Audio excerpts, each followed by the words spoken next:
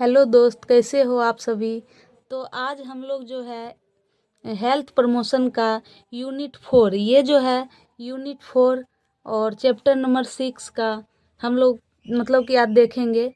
इसमें मतलब है कि आवश्यक पोषक तत्व, यानी कि हमारे शरीर में जो है जो भी पोषक तत्व की आवश्यकता है उसके बारे में पढ़ेंगे। यानी प्रेग्नेंट लेडीज़ और बच्चे में क्या क्या पोषण तत्व की ज़रूरत पड़ती है उसके बारे में आज हम लोग यहाँ पे डिटेल से पढ़ेंगे।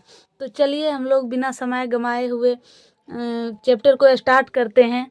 अगर आप लोग को पढ़ाया हुआ अच्छा लगे तो आप लोग प्लीज़ वीडियो को लाइक शेयर और कमेंट ज़रूर करें। तो चलिए हम देखते हैं। इसमें है आहार योजना, यानी कि प्लानिंग डाइट। तो इसमें है कि आहार जीवन की पहली आवश्यकता होती है। किसी भी जीव की जो है पहली आवश्यकता क्या होती है? आहार होती है। आहार से ही शारीरिक वृद्धि होती है तथा शरीर की समस्त क्रियाओं के लिए ऊर्जा प्राप्त होती है। आहार अगर नहीं लेंगे तो क्या होगा? हमारा शरीर वृद्धि नहीं कर पाएगा और जो भी हमारा शरीर कार्य करता है उसको ऊर्जा प्राप्त होता है। ऊर्जा प्राप्त नहीं होगा तो हमारा शरीर क्या होगा? कार्य नहीं कर पाएगा। उसके लिए क्या है? हमको आहार लेना बहुत आवश्यकता है। उसके बाद है कि आहार नियोजन का अर्थ व्यक्तियों की आवश्यकता तथा आर्थिक क्षमताओं के अनुसार पोषण के सिद्धांतों को ध्यान में रखते हुए भोजन प्रस्तुत होता है। यानी कि आहार हमको उस टाइप का लेना चाहिए जिस टाइप में है कि हमारा आर्थिक स्थिति हो। यानी कि हम ऐसा आहार ना ले कि हमको मतलब कि घर में वैसा नहीं है पैसा, आर्थिक स्थिति बहुत ख़राब है और हमको आहार लेने में प्रॉब्लम हो। तो अपने क्या है आर्थिक क्षमता के अनुसार जो है पोषण सिद्धांत को ध्यान में रखते हुए भोजन को प्रस्तुत करना चाहिए। उसके बाद है कि आहार नियोजन के अंतर्गत शरीर को स्वस्थ रखने तथा शरीर की क्रियाओं को सुचारू रूप से चलाने हेतु विभिन्न प्रकार के भोज्य पदार्थों को उपयुक्त मात्रा एवं अनुपात में चयन किया जाता है। यानी कि जो है आहार नियोजन जो है वो शरीर को स्वस्थ रखने एवं शरीर की क्रियाओं को सुचारू रूप से चलाने के लिए जो विभिन्न प्रकार का भोज्य पदार्थ होता है उसका उपयुक्त मात्रा में क्या होता है? चयन करना चाहिए। ये नहीं कि हम ज़्यादा खा लेंगे। कोई भी चीज़ अगर ज़्यादा खा लेते तो वो भी क्या होता है? नुकसान देता है। अगर कम खाते हैं तो वो भी हमको नुकसान देता है। तो चलिए आगे है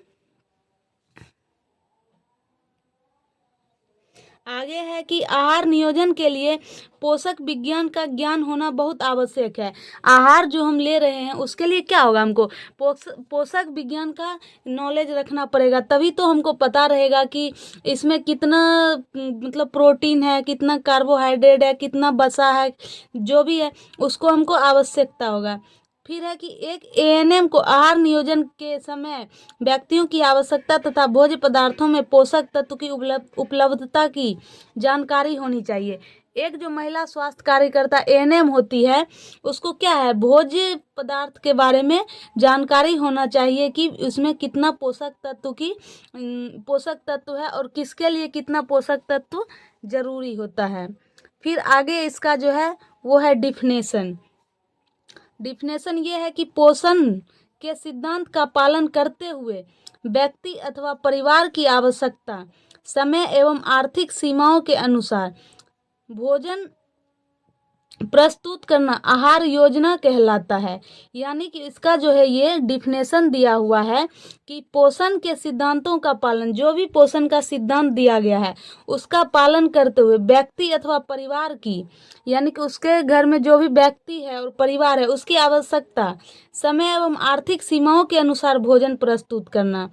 यानी कि पोषण के सिद्धांतों का पालन करेगा और व्यक्ति और परिवार के जो भी आवश्यकता है उसके अनुसार समय और आर्थिक सीमा, यानी कि उसको कितना तक वो एफर्ट कर पाएगा, किस तरह का वो पोषण ले पाएगा, उसको ध्यान में रखते हुए जो है आहार भोजन का प्रस्तुत करता है, वही आहार योजना कहलाता है। अब हम आगे देखेंगे आहार योजना के लाभ। तो आहार योजना के लाभ क्या है? समय की बचत करता है, ये फर्स्ट नंबर में है। उसके बाद है पौष्टिक तत्वों को नष्ट होने से बचाता है। जब भी आहार योजना हम लेते हैं तो उसमें क्या होता है, पौष्टिक तत्व को नष्ट होने से बचाता है। फिर है व्यक्ति या परिवार के हर सदस्य को उसकी आवश्यकता अनुसार भोजन मिलता है। यानी कि उसके परिवार में जो भी व्यक्ति है उसको क्या होगा, हर सदस्य को उसकी आवश्यकता के अनुसार भोजन मिलेगा और पोषण मिलेगा।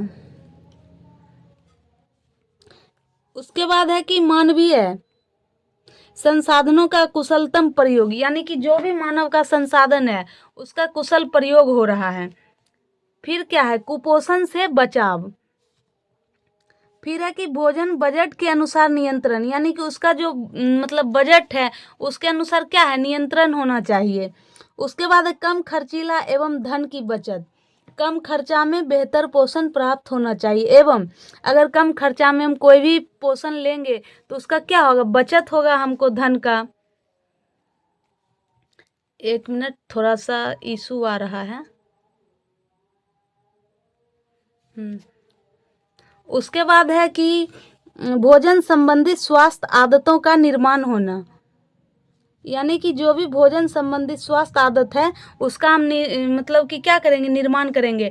जैसे कि हो गया कि हमको भोजन बनाते समय कोई सुबह सुबह मतलब सो के जगता है और वो खाना बनाने चल जाता है, लेकिन इसमें क्या है, उसका स्वास्थ्य आदत होना चाहिए कि वो मतलब कि जैसे ही सो के जगते हैं तो अपने शरीर को हाइजीन मेंटेन करे, उसके बाद क्या होगा, भोजन बनाने के लिए जाए, तो ये क्या हुआ, उसका स्वास्थ्य आदत हुआ।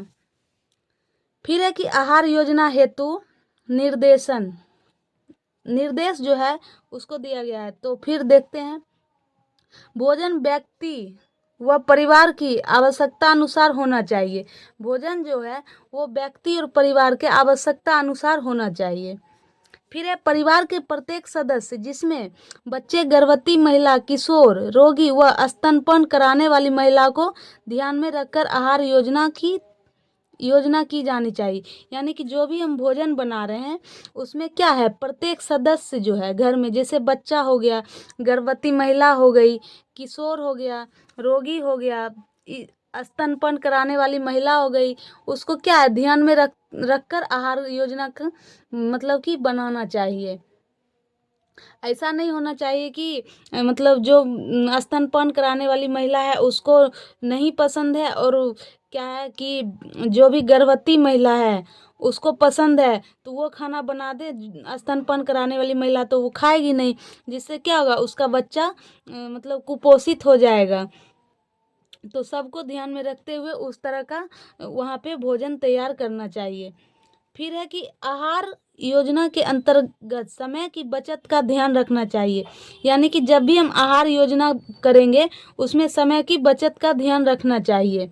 उसके बाद है समय बचत की कुछ तकनीकें निम्न है। यानी कि जब हम समय बचत करेंगे तो उसका तकनीक थोड़ा नीचे दिया गया है। जैसे कि हो गया साप्ताहिक आहार की योजना बनाना। यानी कि हम लोग क्या करेंगे, जब भी आहार योजना बनाएंगे तो उसमें एक सप्ताह का योजना बनाएंगे। अगर हम डेली बनाएंगे तो उसमें क्या होगा, हमारा समय का नुकसान होगा। अगर हम एक सप्ताह का बनाएंगे तो उसमें क्या होगा, हमारा समय का बचत होगा। आगे है कि रसोई घर को सुव्यवस्थित रखना। यानी कि हमारे यहाँ जो रसोई घर है जिसको हम लोग किचन बोलते हैं उसको क्या होगा, सुव्यवस्थित रखना है। इसलिए क्योंकि कौन सा सामान हम कहाँ रख देंगे उसका पता नहीं रहता है, इसलिए उसको बोला जाता है कि सुव्यवस्थित रखना, हर सामान को अपने सही जगह पर रखना। फिर है रोगी या व्यक्तियों के लिए खाने के सामान की खरीद तथा साथ करना। यानी कि जो भी रोगी है या घर में व्यक्ति है उसके खाने के लिए सामान का जो खरीद करेंगे उसके साथ करेंगे, ताकि उसको भी तो पसंद होना चाहिए और ना पसंद का ध्यान में रखना पड़ेगा। फिर आगे है 3 नंबर कि भोजन में विभिन्न प्रकार के खाद्य पदार्थों को सम्मिलित किया जाना चाहिए।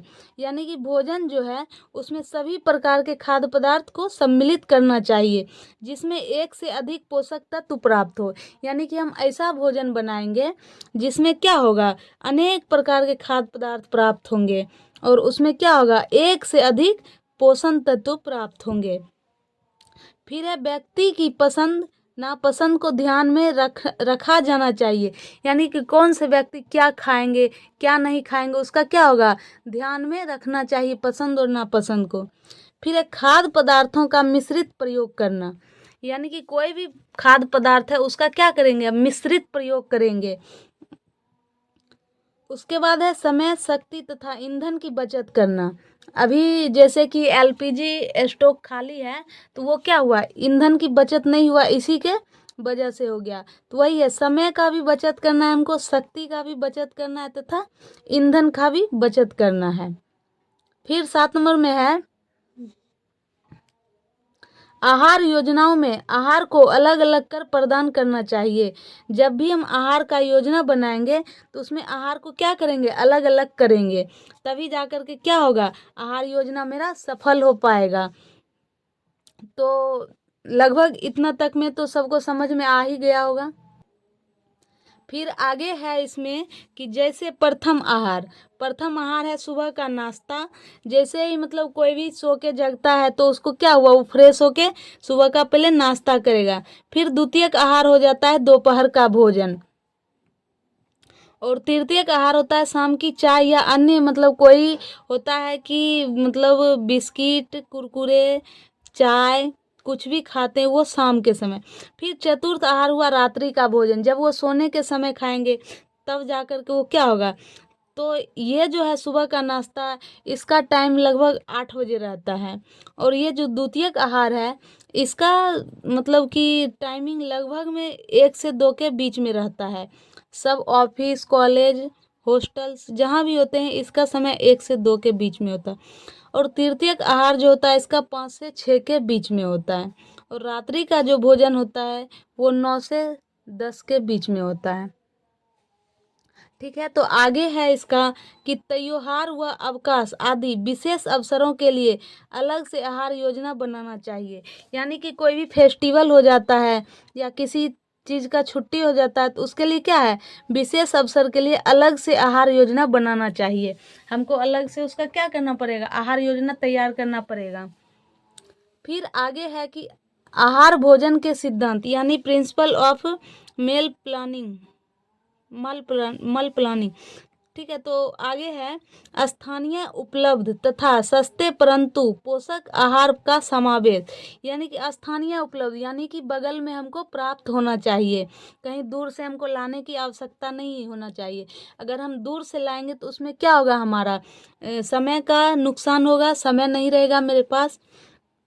उसके बाद है सस्ते सस्ते यानी कि कम पैसे में मिलना चाहिए परंतु पोषक आहार का समावेश।